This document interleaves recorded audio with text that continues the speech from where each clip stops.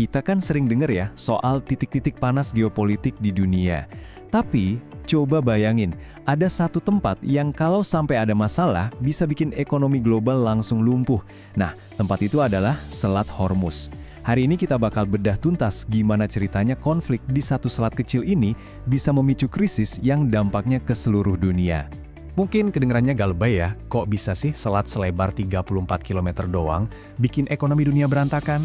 Tapi ini beneran loh, gimana ceritanya satu jalur air ini bisa bikin pasar saham anjlok, orang-orang antri bensin di mana-mana, dan yang paling parah, bisa jadi pemicu krisis pangan global? Jawabannya ada di serangkaian peristiwa yang, eksplosif banget. Oke, kita mulai dari akarnya dulu ya. Jadi, krisis ini tuh nggak tiba-tiba muncul di tengah laut gitu aja. Ini ibarat api dalam sekam. Akarnya itu konflik yang udah lama banget membara, dan akhirnya ya meledak juga. Nah, coba kita lihat lini masanya. Semua ini puncaknya di awal tahun 2026. Jadi, ketegangan itu udah numpuk berbulan-bulan. Mulai dari demo besar di Iran, terus Amerika mulai ngumpulin kekuatan militernya di sana. Habis itu, perundingan soal nuklir yang penting banget gagal total. Puncaknya, serangan udara gabungan AS dan Israel yang sampai menewaskan pemimpin tertinggi Iran. Dan respons Iran, mereka melakukan sesuatu yang bikin seluruh dunia menahan napas. Selat Hormuz ditutup. Oke, jadi pertanyaannya, kenapa sih penutupan satu selat ini bisa jadi masalah besar banget? Emang sepenting apa? Yuk, kita lihat langsung ke jantung permasalahannya, ke jalur air yang katanya jadi urat nadi ekonomi dunia. Jadi gini, Selat Hormuz ini bukan sembarang selat. Ini salah satu titik paling strategis di muka bumi. Anggap aja ini kayak gerbang tol utama buat energi dunia. Semua produsen energi raksasa di Timur Tengah, kalau mau kirim barangnya ke seluruh dunia, ya lewatnya sini. Nggak ada jalan lain yang seefisien ini. Benar-benar nggak tergantikan. Coba deh bayangin, 20%. Itu artinya, 1 dari 5 barel minyak yang dipakai seluruh dunia setiap hari, itu harus lewat selat kecil ini. Jadi kebayangkan, kalau di sini ada masalah sedikit aja, itu bukan lagi urusan regional. Itu udah jadi urusan kita semua, dimanapun kita berada. Dan bukan cuma soal jumlahnya loh. Tapi coba lihat ini, sekitar 25%, seperempat dari semua minyak yang diangkut lewat laut di seluruh dunia, itu bergantung sama selat ini, sepenuhnya bergantung.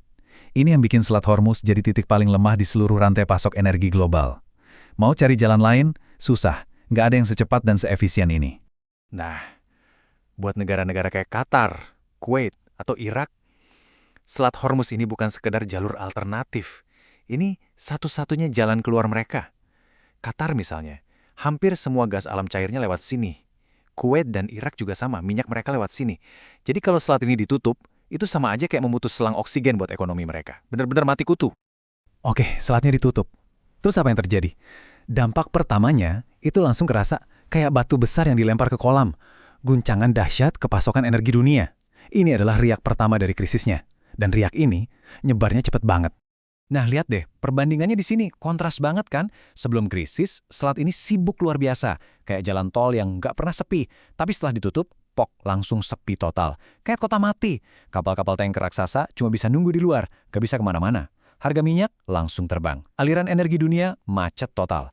Ini bukan cuma soal harga naik biasa ya. Badan Energi Internasional atau IEA sampai bilang kalau ini adalah gangguan pasokan terbesar dalam sejarah pasar minyak global. Dalam sejarah. Artinya, kejadian ini skalanya lebih parah dari krisis-krisis minyak yang pernah kita alami sebelumnya. Nah, grafik ini nunjukin dampak yang paling cepat kita rasain di dompet kita masing-masing. Harga minyak langsung loncat 50%. Ini bukan lagi sekedar angka buat para trader di bursa saham loh. Ini artinya harga bensin di SPBU naik, ongkos produksi barang-barang naik, ya ujung-ujungnya biaya hidup kita semua jadi lebih mahal. Jadi, ya itu tadi, krisisnya udah nggak lagi di pasar keuangan, tapi udah pindah ke jalanan. Kita lihat di mana-mana orang antri panjang buat isi bensin, ada yang panik borong sembako, sampai-sampai pemerintah di banyak negara, dari Vietnam sampai Filipina, harus menetapkan status darurat energi. Situasinya benar-benar kaos. Tapi, ternyata guncangan energi itu baru awalnya aja. Ibaratnya, itu baru riak pertama. Riak berikutnya jauh lebih besar dan menyebar kayak virus ke seluruh sistem ekonomi global. Penularan yang dampaknya kemana-mana dan benar-benar mengancam stabilitas keuangan dunia. Efek dominonya langsung terasa di seluruh dunia. Pasar saham global anjlok, Eropa terancam stagflasi. Ini kondisi ekonomi yang paling ditakuti. Harga-harga naik gila-gilaan, tapi ekonomi malah mandek. Terus, yang ironis, negara-negara Teluk yang kaya minyak malah tiba-tiba kena krisis pasokan makanan dan harga di sana melonjak drastis. Ini benar-benar kekacauan rantai pasok skala dunia. Dan di titik inilah, krisisnya jadi terasa banget buat semua orang. Nggak peduli kita tinggal di mana, bahkan ribuan kilometer jauhnya dari Hormuz. Kenapa? Karena riak terakhir ini mengubah konflik soal bahan bakar jadi krisis soal makanan di piring kita. Kunci utamanya di sini, dan ini yang sering kita lupain, adalah betapa rapuhnya sistem global kita. Jadi begini rantainya, Hormuz diblokade, pengiriman bahan baku pupuk dari sana berhenti, akibatnya hasil panen di seluruh dunia terancam dan harga pangan global meroket. Ternyata ada hubungan langsung antara energi, pupuk, dan makanan. Putus satu, yang lain ikut kena imbasnya. Dan kenapa bisa begitu? Alasannya simpel banget. Ternyata gerbang tol yang sama buat minyak itu juga gerbang tol buat hampir setengah ekspor bahan baku pupuk dunia, kayak urea dan sulfur. Nggak ada pupuk ya hasil panen global pasti anjlok. Kalau hasil panen anjlok, harga pangan ya pasti terbang. Dan ini bukan masalah jangka pendek ya. Para ahli, bahkan Program Pangan Dunia PBB, udah ngasih peringatan keras. Mereka bilang perang ini bisa memicu kenaikan harga pangan global yang signifikan dan jangka panjang. Ini bisa mengancam ketahanan pangan dunia, mirip seperti krisis pangan tahun 2022, tapi dengan potensi yang bisa jadi jauh lebih parah.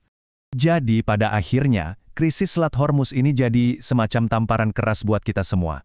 Pengingat tentang betapa terhubungnya dunia kita ini, sekaligus betapa rapuhnya semua sistem global yang kita andalkan setiap hari. Cuma karena satu konflik di satu titik kecil di peta, semuanya bisa berantakan.